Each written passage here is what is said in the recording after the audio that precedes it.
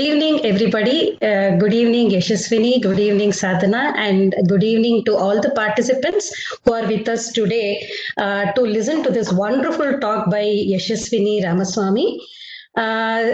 We are doing this monthly webinar series as curtain raisers for IEEE Women in Engineering Global Summit, which will happen in the virtual mode on 5th of November. We will be sharing more details with you as we progress towards the date. So to start off with, I would like to initially welcome Yeshasvini again, Sadhana, and all the participants. And I'm going to give a brief profile about Yeshasvini to all of you. Yes.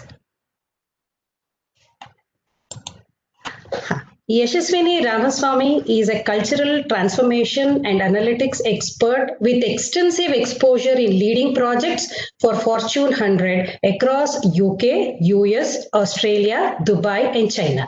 She has represented India among emerging 25 women leaders in the Fortune Most Powerful Women Partnership Program hosted by the US State Department. She was awarded the Super Achiever Award by the World Women Leadership Congress Awards in 2017. She has also been featured in BIS in a case study publication of IIM Bangalore, which is her alma mater, and CII's Bold and Brilliant Coffee Table book on women achievers in 2018. She was awarded the Times Power Women Award for Excellence in Entrepreneurship in the year 2019. Yashasvini is mentioned in the book of Undeterred, The 6 Success Habits of Women in Emerging Economies by Anderson as a leading Indian women entrepreneur. This book is one of the national bestsellers in the US. Yashasvini started her journey as an entrepreneur in the year 2009 by founding E2E People Practices. Currently, she is the founder of CULTURELYTICS Private Limited. She is also a serial entrepreneur. It is a pleasure and a privilege for all of us to have such a good women achiever who has won a lot of laurels. Congratulations, Yashasvini. We wish you get more laurels, more feathers on your cap in days to come. And today she'll be talking to us on challenges and opportunities for women as an entrepreneur. I hope this will be a motivation and it will spark ignition onto many of us to dirty our hands in the domain of entrepreneurship. Over to Yashasvini for the further course of this particular talk. Thank you all. Thank you, Dr. Sujata. It's always such a pleasure to hear from you, and you kind of wrap it together so well. Thank you for having me, actually, and about more achievements and allocates. I look forward to it. I think my parents already find it difficult to handle me. So let's see how the journey goes from there. But thank you. And I think the topic today is very apt, and especially with the pandemic surrounding us. And in this context, as it is challenging for women, but the pandemic has given rise to a lot of different kinds of challenges. So I'm very happy to be sharing this space to you, and I thank IEEE for that. From a time standpoint, I would like this to be more interactive. So you do have the chat option. So, at any particular point in time, if any of you want to share a thought, to ask a question, please put it in the chat section so it'll be easier for us to navigate and take that forward.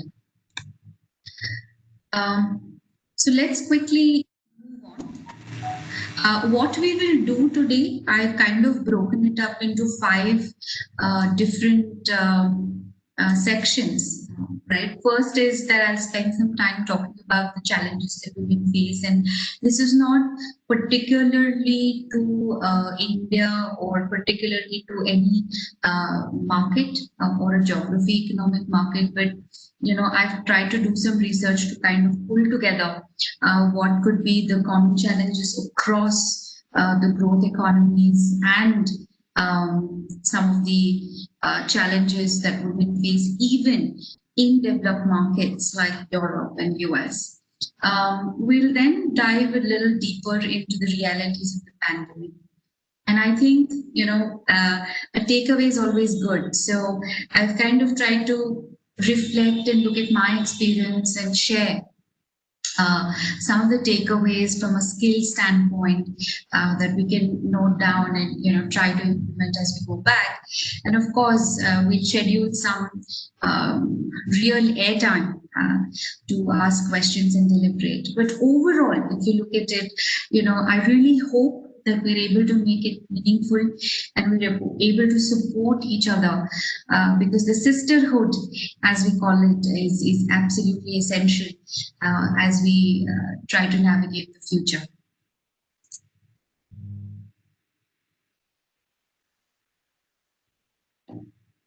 So this is just a summary, right? Basic problems faced by women entrepreneurs.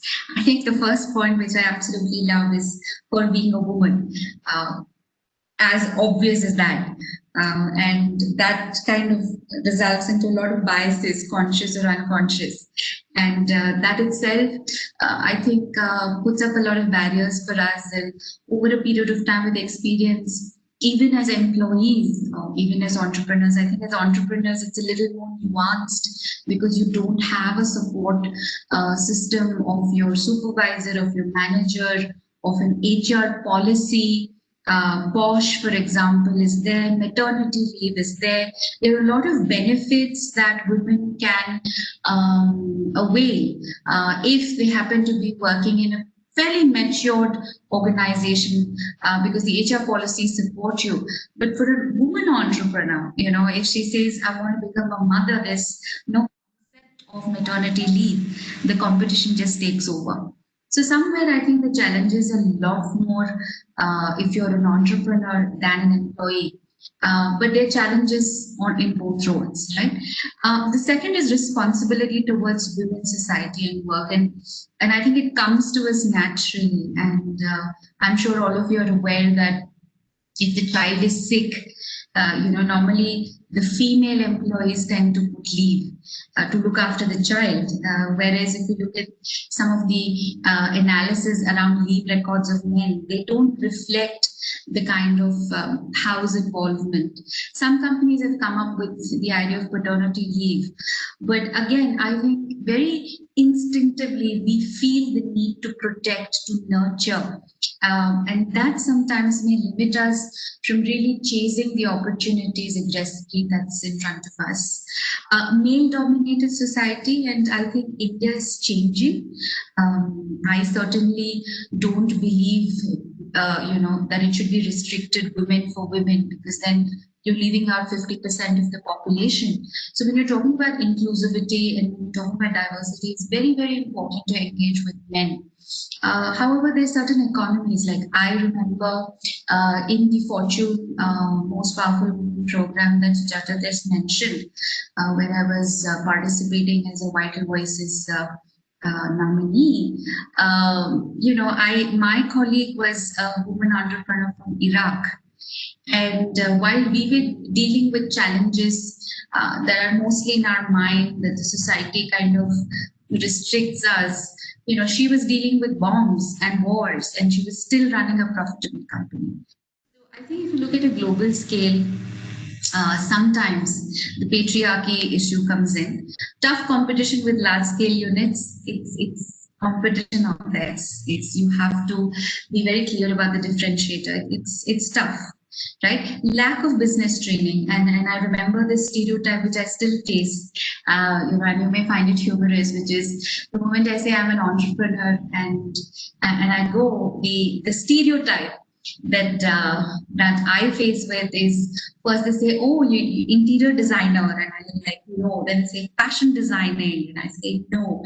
And when I say artificial intelligence and analytics and venture fund experience, it kind of taken aback. So I think that stereotype is something that as women entrepreneurs we face, because the moment you put the words woman and entrepreneur together, it kind of tells the society that obviously they should be in such businesses.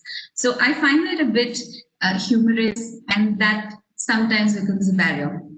lack of education, low risk bearing ability. And I think because our mindset is not comfortable to take those risks, to take those leaps because of the responsibilities, because of the commitments we feel responsible for, I think we give ourselves less room to take those risks, which will actually make the difference in the real world. Obtaining credit, and this credit I'm talking about loans and financings, and I'm sure there are sessions, and even I've been to so many panel discussions where we discuss about challenges that women face for fundraising.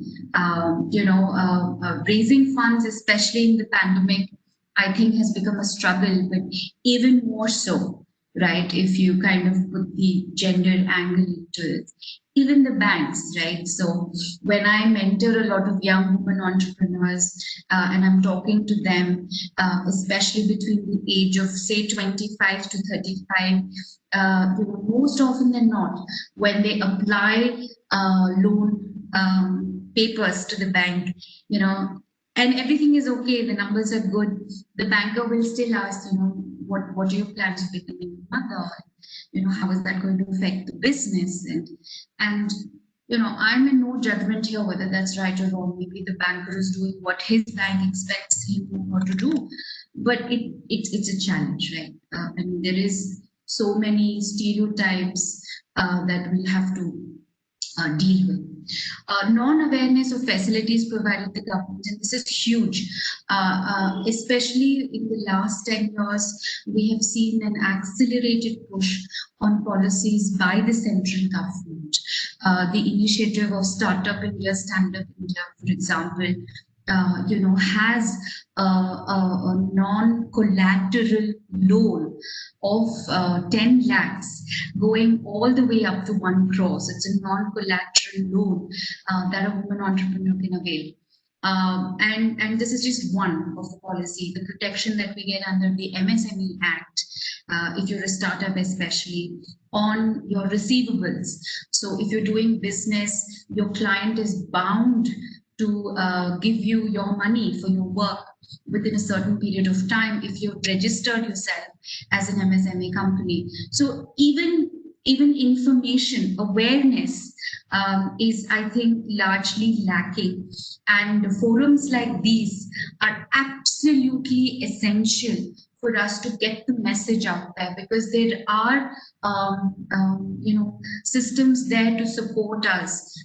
Sometimes it's lack of awareness ourselves that we don't know there is a benefit out there, and I think forums like these should continuously encourage information around this area. Also, questions by the licensing authorities. So if you're doing very well, that's a problem. If you're not doing well, that's a problem, right? Because I think somewhere running a business with integrity, running a business with everything above the table, and running a business which is very successful by a woman, sometimes raises questions. So they, so in my experience, when I talk to my friends who are also very successful women entrepreneurs, some of the questions that they get asked is, is this actually your husband's business and you're running it for him because there are benefits as a woman entrepreneur? Or is it just a front, because you were so bored at home that your husband decided to start something for you? So some of the comments and observations can be rude, can be derogatory, but it's a reality that we have to live with and face. And of course, marketing. I think I have met a lot of women who find the process of new customer acquisitions a little intimidating, because you have to go out of your comfort zone, and especially if your personality is that of an introvert, meeting new people, talking to them, communicating to them, saying, they should do business with you because you're different than possibly the others that they would be meeting on a daily basis, right? That can be very intimidating. And at the end of the day, running a business is much more than just making profits, right? You have to deliver good quality. You have to deliver it consistently. You need to know how to manage your taxes.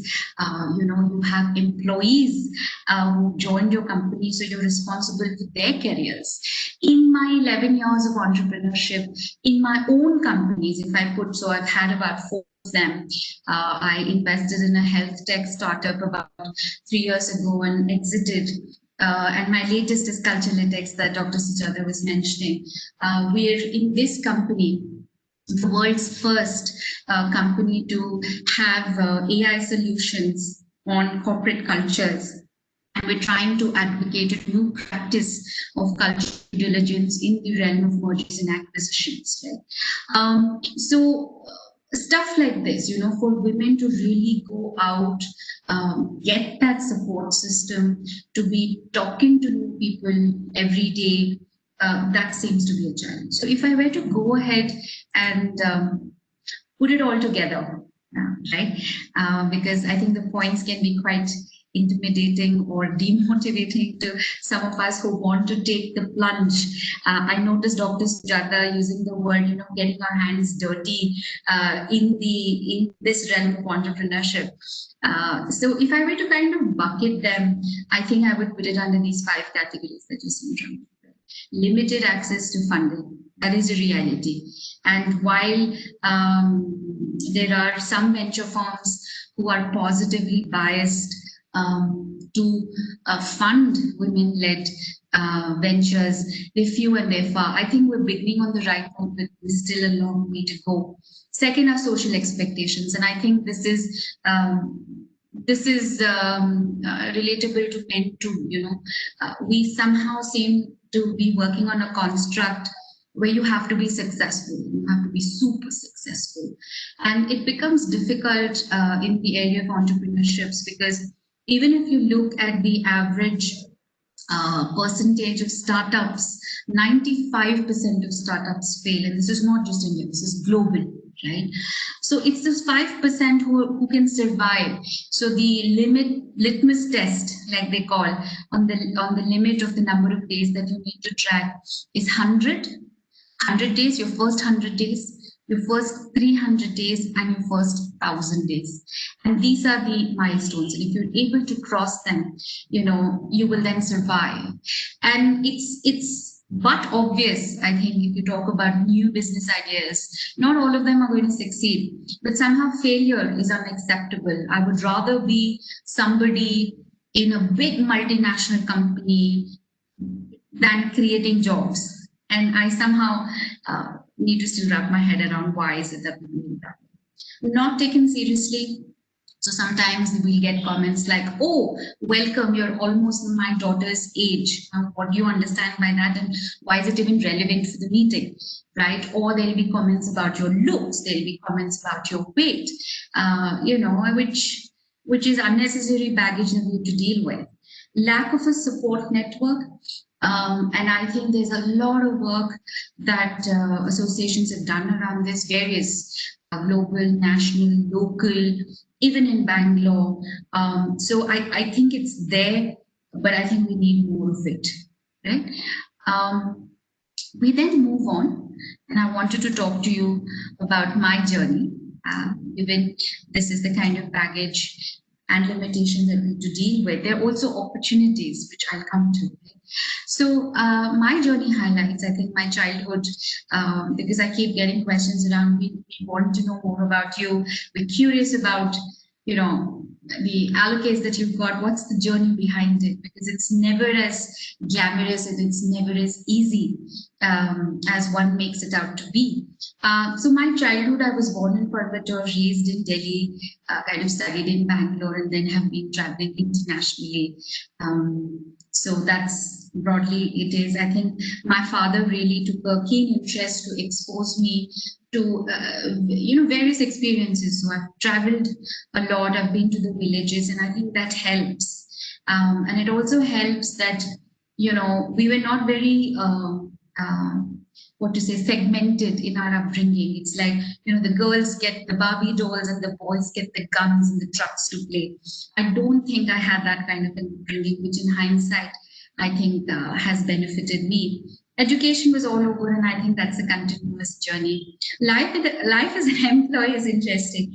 I get those questions, right? So I peaked very early on in terms of my career chart itself. I was working in IMB as a research assistant. I got onboarded to Emphasis, and they were starting their BPA called MSource. So I think I was lucky enough, or maybe I worked really hard to get those opportunities where I've been in high growth environments. And I think I was very keen that I build my career in environments that are always challenging me to push a little harder, to push you to take that one step more.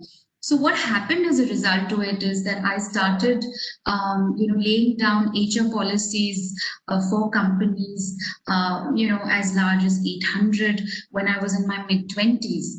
And I went on to kind of work on learning strategies of organizations more than 175,000.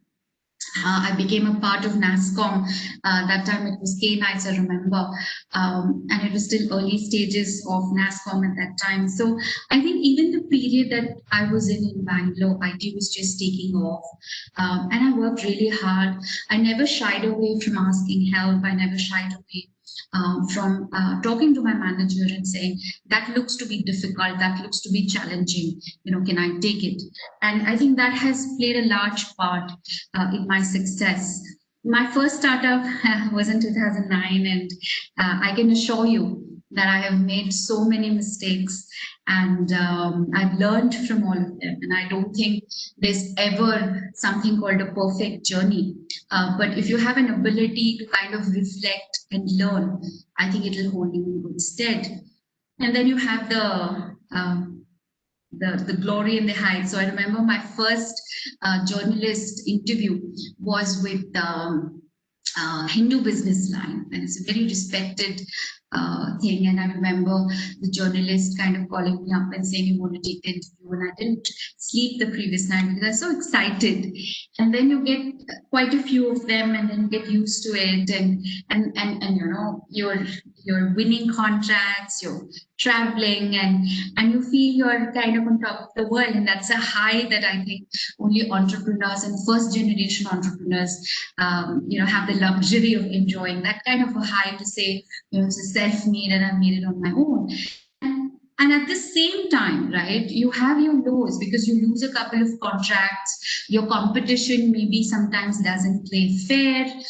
You have your own life issues that comes up, and sometimes it's so low. So if you were to ask me about, what in one line, if I were to say what the entrepreneurship journey was all about, it's all about peaks and valleys. You will get your peaks, no doubt about it, but you will also have to navigate your valleys, and they can be pretty deep.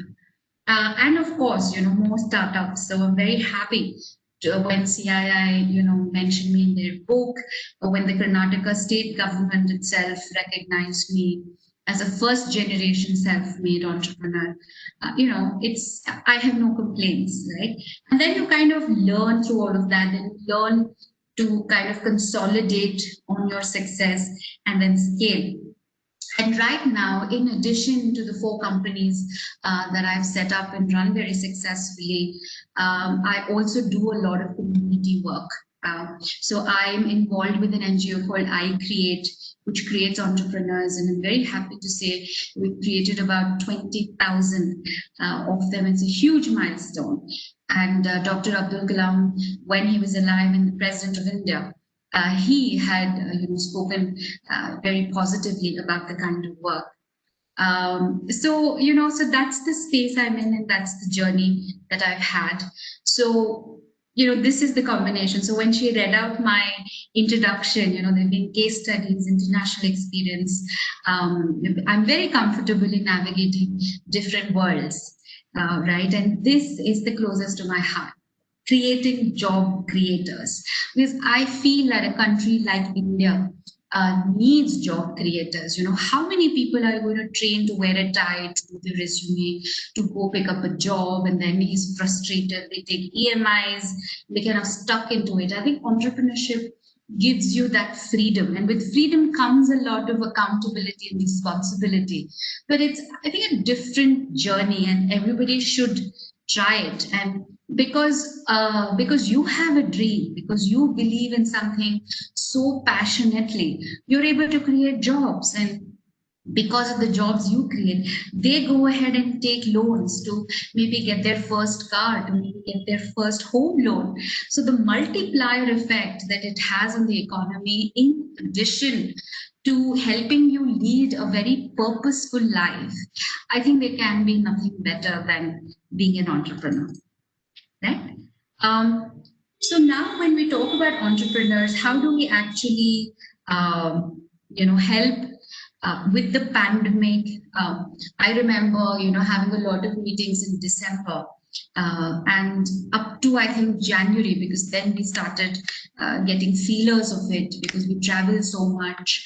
We were getting feelers that something is going to happen.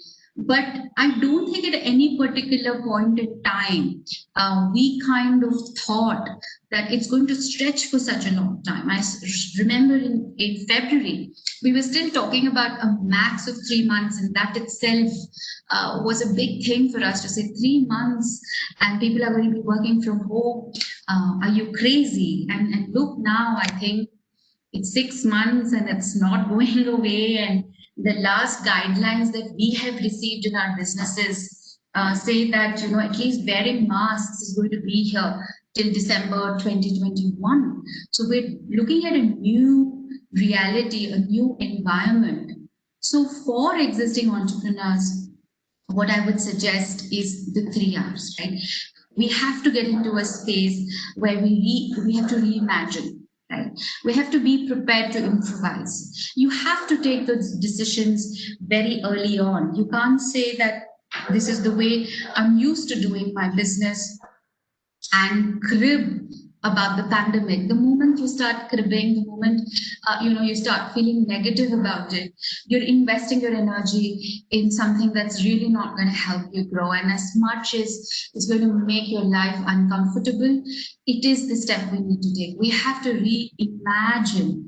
And some of the assumptions that were never factored into your daily operations or even your business strategy, they have to now start coming in. Like replan, reimagine, replan. Everything that we had said, everything that we had done our projections on, we had to hit the reset button. It's very painful. But if you have a good team and you have the ability to be resilient and bounce back, I think the pandemic has given us a lot of opportunities too. For example, on the training side of my business, we completely hit reset because there were no group gatherings anymore. Workshops could never be held. The concept of offsite and team dynamics and vision workshops where we're sitting down and having conversations with CEOs, that's no longer going to happen, and it's not going to happen for a long period of time. So we had to kind of shift digitally, and at the same time we have to maintain that relationship with our client and still deliver on the quality and the value that we promised, right? It's tough, but I think it's possible. And of course, recover. Cash is king. And you have to protect. So I've had a lot of clients that I work with who announced, who sent out mails to say, are you okay to take a salary cut? And if you're okay, we'll be able to save some jobs, else it lead to termination. And there've been decisions which have been taken collectively. There've been some decisions which I think painful, even though not collectively or consensus driven, they had to take it because their cash reserves were so low. And I think across the board, if you look at it, workforce reduction can hover anywhere between 10 to 20%. And we did a joint survey with KPMG on some of the emerging practices that the HR leaders have to deal with. It's there up on our website. You can go take a look and you'll just see the shift of focus in terms of the kind of rigor on cost control, the kind of rigor that's going to come into hiring, the kind of investments that are going to increase in cross-skilling, because I don't think more manpower and more resources is something that a lot of corporates today are excited about. And if I were to summarize this particular slide, especially for existing entrepreneurs, it always sees opportunities during adversity. I think adversities are great catalysts for innovative thinking. And sometimes we get comfortable with the way we're doing business because this has worked earlier. I think it's going to work again.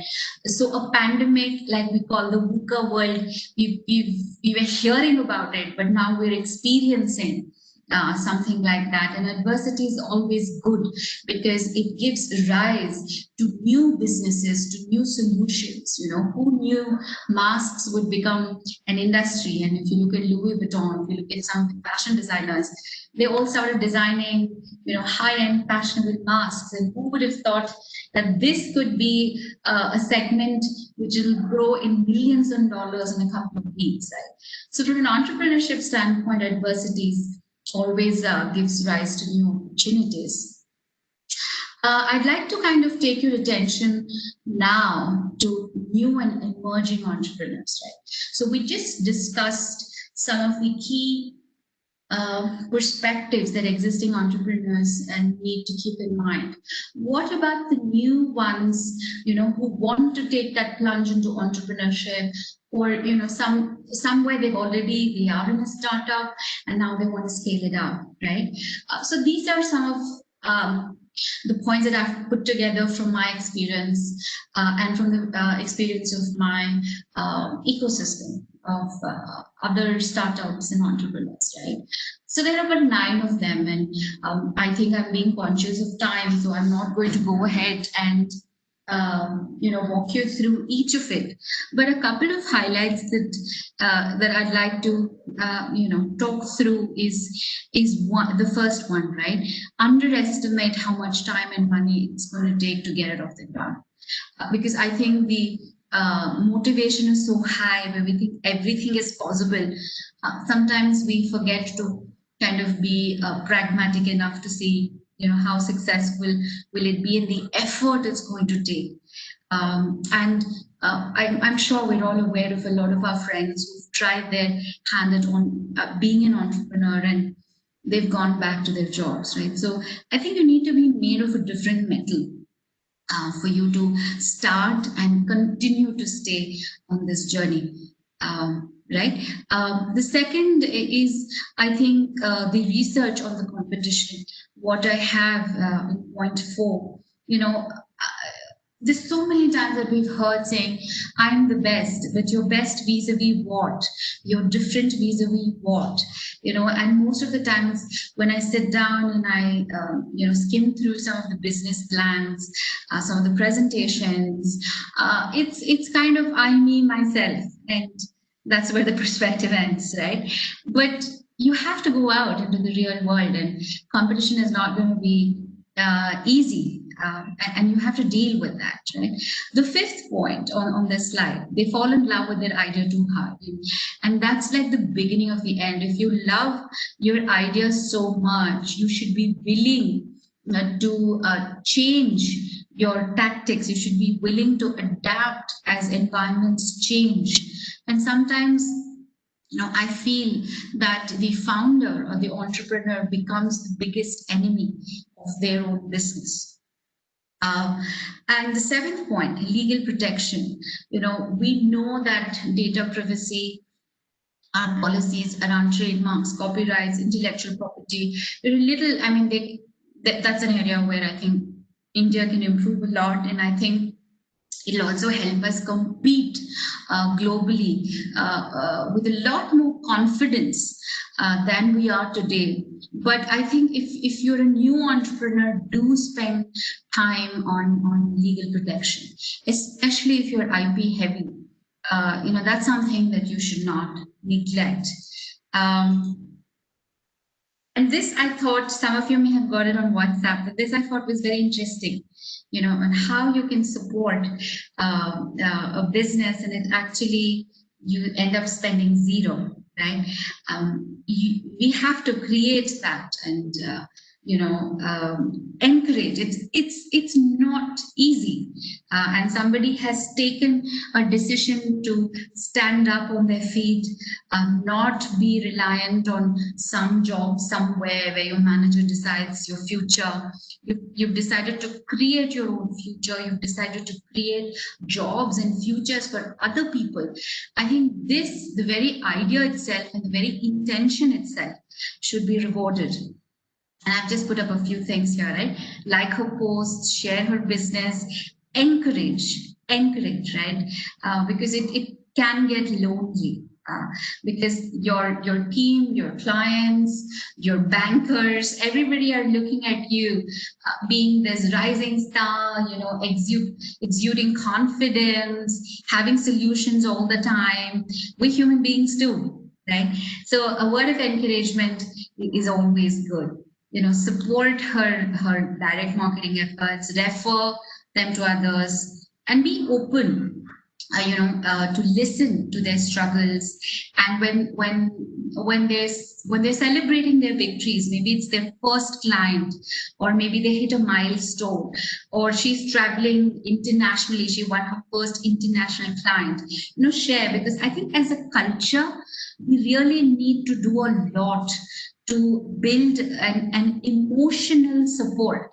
While there are policies the government has come up, the banks encourage, I think her immediate surrounding of friends and family are absolutely crucial. And if you look at any case studies of successful women entrepreneurs, you will find that the emotional support that they had, was very healthy. And of course, with that support, they build their own way of managing their own emotions, and emotional resilience becomes a key part of it. Right?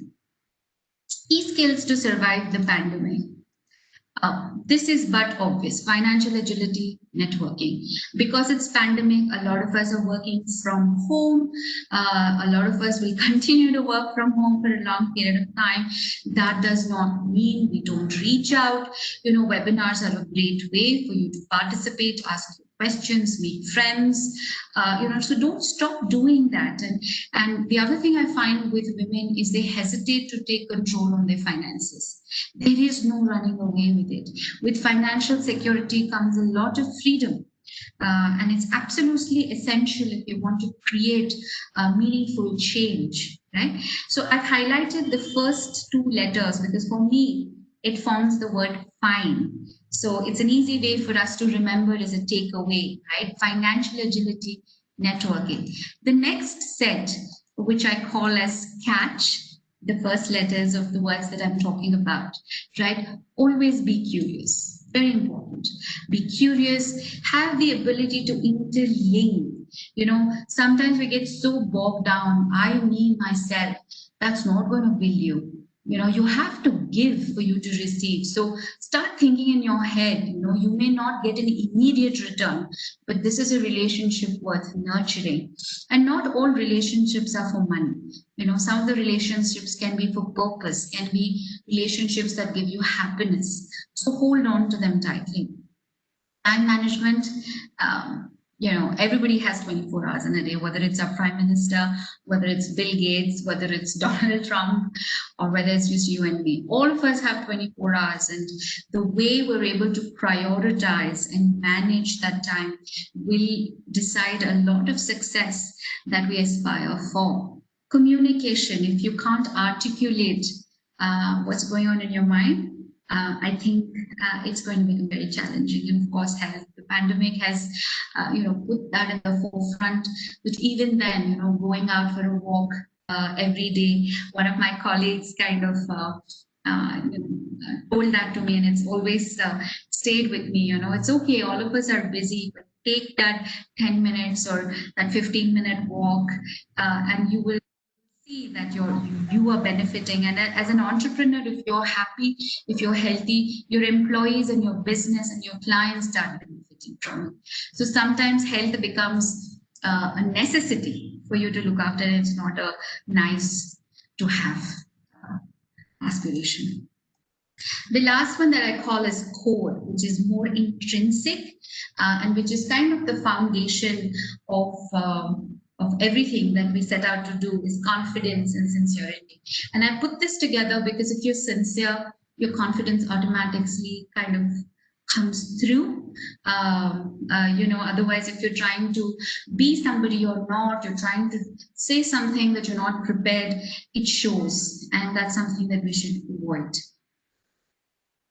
So with this, I come to the end. This is the last slide of my presentation. The photo that you see of Ganeshji, this is, on our way to make one of the most important presentations at Nariman Point in Mumbai. And, we hired a Kali Pili, that they say, in Mumbai, and it had this beautiful Ganesh. And I think this picture kind of represents everything, where there's a hustle, there's traffic, people are trying to nudge and go forward. There is our faith and our prayers in flowers, trying to hold on to some energy to make everything right. And then there is that energy which will decide, how our lives are led. So this is a picture that I clicked in Mumbai, and very dear to my heart. People are welcome to connect to me on Twitter and LinkedIn. I go by Yeshasvini. It's as simple as that. One of the advantages of adopting digital things easily is I don't have 1, 2, 3, 4 or a lot of numbers behind my name. It's just Yeshasvini.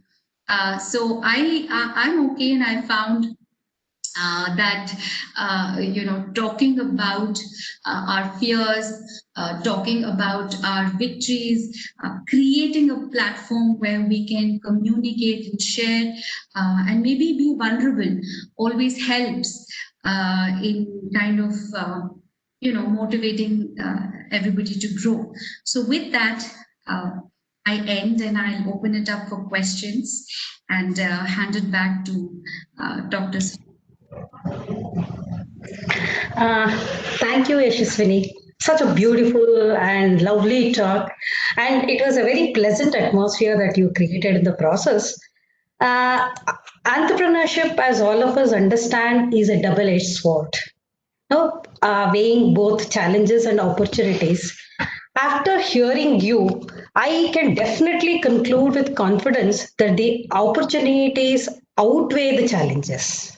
This is what I could feel after listening to you. Hearing to a lot of positive things to create a sisterhood amongst ourselves, and so that all of us can grow together. And the beauty of the entire talk was seize opportunity in adversity. This is one of the beautiful thing that all of us need to see positive in whatever that happens. So I was extremely delighted, and I definitely can conclude that many of us who are hesitant can also start trying parallelly on becoming women entrepreneurship by listening to you. Thank you so much. Thank you. There is a question in the chat box from Christine. I think Christine is from US. She is one of our participants participating from US. So happy to see you talk about failures as an obstacle, mentoring, emotional support, curiosity, excellent presentation. And I hope you recorded it so it can be shared beyond this moment. Definitely, we will put it to our Bangalore section YouTube channel, and all our participants will get a link. I have to jump off because she has a meeting, but I will look more closely at Culturelytics and wish you continued success. Oh, that's very nice. Thank you for sharing, Dr. Sujata. And my best wishes to Christine too. Yes. My observation, being in the teaching field for quite some time and being associated with a lot of boys and girls, I always find girls to be slightly introvert. So also me, I was also the same. Then slowly I started picking up. So how do we push girls to be more of an extrovert, interact with people, which is actually very important when you need to start something on your own. Any Right. tips from your side? Sure, I can talk about myself. I'm an introvert, right? Believe it or not. Oh, unbelievable. And I don't think you can make an introvert an extrovert or make an extrovert an introvert, because I think we're born that way and our childhood kind of decides who we are. So I don't think you can really push somebody to become what they're not, because it's going to result in a lot of stress. My advice and what helped me was that I was always, and I think with young girls, if you're able to build curiosity, then they start asking questions.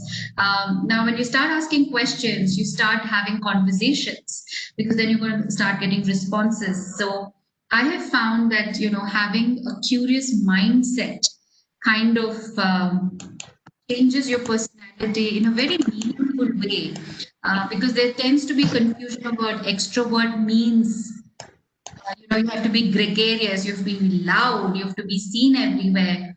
I don't think that gets you success as an employee, and definitely not as an entrepreneur, right? So being curious, if that can get educated in young girls, I think it'll go a long way. So the fundamental thing is make sure we build in curiosity onto girls so that Yes. things start from that point onwards. Fantastic. Allow them to for me carry. question. Allow them to question. Yes, very true. Very true. See, in spite of we asking questions, I am not able to see many questions over here. I think we all need to build in that curiosity, I suppose. Sadhana, would you like to ask anything to Yeshasvini? Please.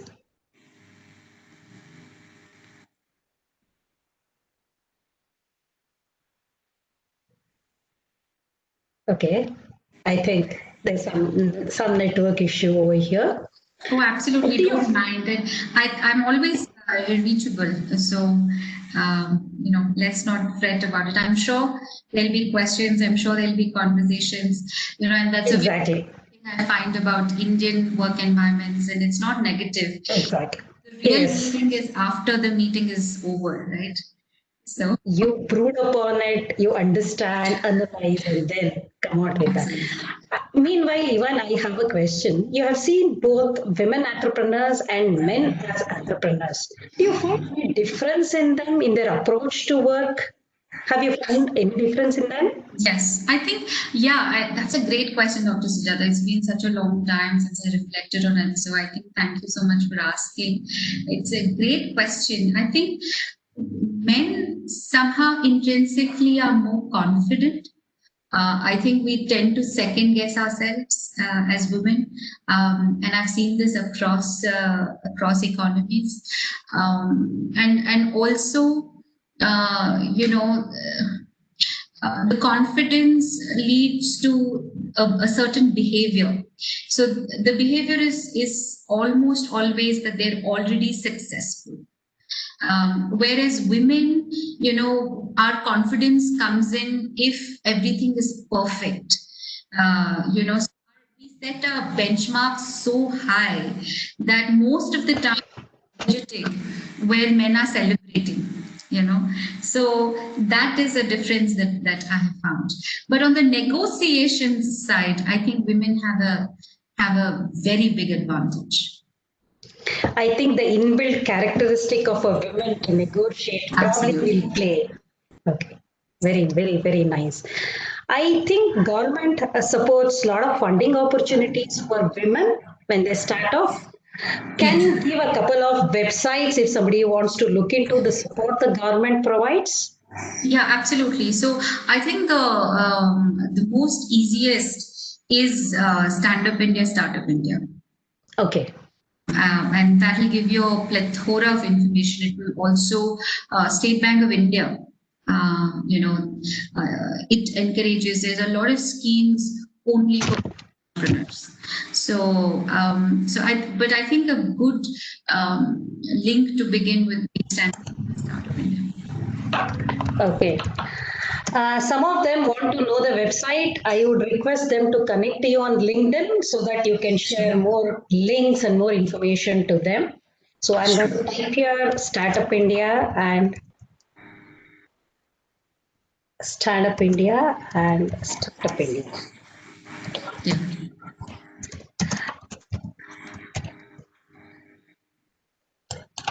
Yes.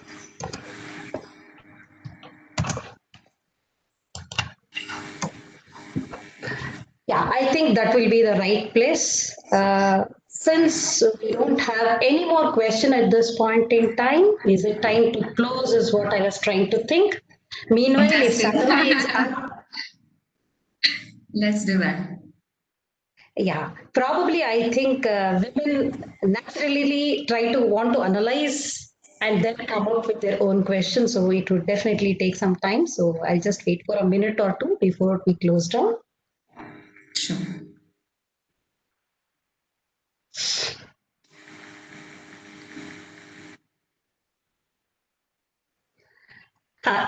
From the point of view of students who may be in this platform, I just wanted to know whether your company offers any internship programs for them or any mentoring program for them to become women entrepreneurs, or you do any such mentoring program.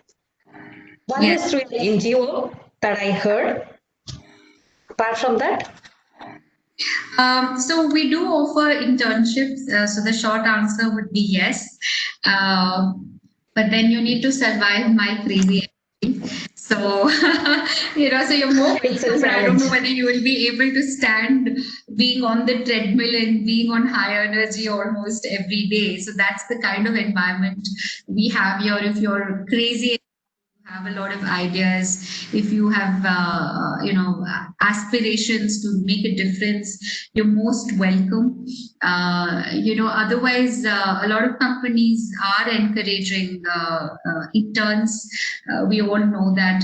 Even I'm seeing a rise in good job opportunities for failed entrepreneurs, because Okay. entrepreneurship is such a journey that it teaches you so much in so many different dimensions, that having a normal career may not give you that level of exposure. So I'm seeing more and more companies favor, female Okay.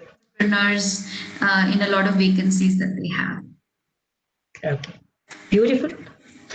I think it's the time to conclude. I think on dot before Yes, any you're on closing point, Dr. time. Sujata. Thank you so much, Yeshasvini. It is always a pleasure to talk to you, whether it is on WhatsApp or over phone or any conversation. I love to connect to you because there's a lot of learning in the conversation for me in the process. Thank you so much. Thank you, all the participants, for being a part of this journey to learn about women entrepreneurs, her challenges and opportunities. We will sign off for now and we will meet subsequently in the next month edition of monthly webinar series by women leaders. Thank you, Thank Dr. you, Yashasvini. Sujata. Always a pleasure, and I hope you keep this bright smile. Definitely. The best to you. It's a pleasure to me also to be in touch, and all the best for all your initiatives. Thank you so much. Same to you. We wish you to head many more startups, become founders, and get lot of awards so that we could also see that on your on social media pages so that we know your progress as such. Absolutely, and thank you, Varshini. I think she reached out to me, so thank you, Varshini, for your wishes. All right, Dr. Sujata. See you soon. Talk soon. Thank you. Bye bye. Bye.